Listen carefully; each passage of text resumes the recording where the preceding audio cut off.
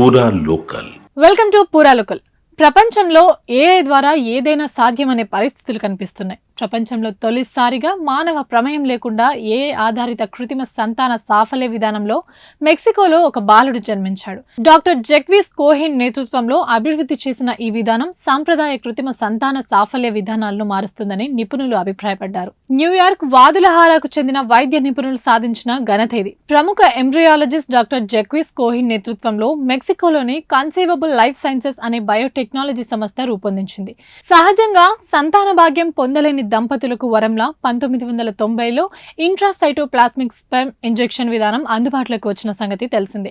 నాటి నుండి ప్రపంచవ్యాప్తంగా కొన్ని కోట్ల మంది ఈ విధానం ద్వారా పిల్లలను పొందారు.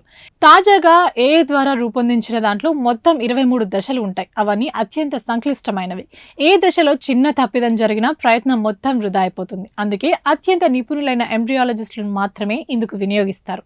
ఆ 23 దశలను మానవ ప్రమేయం లేకుండానే కృత్రిమ మేధా సాయంతో డిజిటల్ కంట్రోల్ ద్వారా రోబోటిక్స్ తోనే నిర్వహించే విధానాన్ని కన్సీవబుల్ లైఫ్ సైన్సెస్ నిపుణులు అభివృద్ధి చేశారు. ఇందులో భాగంగా నాణ్యమైన వీర్యాకణాన్ని ఏఐ సాయంతో ఎంపిక చేస్తారు. లేజర్ సాయంతో దాన్ని కదలకుండా చేసి రిమోట్ డిజిటల్ కంట్రోల్ ద్వారా అండంలోకి పంపిస్తారు. మొత్తం 23 దశలను మనుషుల కన్నా ఖచ్చితంగా యంత్రాల ద్వారా నిర్వహించడానికి ఏఐ ఉపకరిస్తోంది.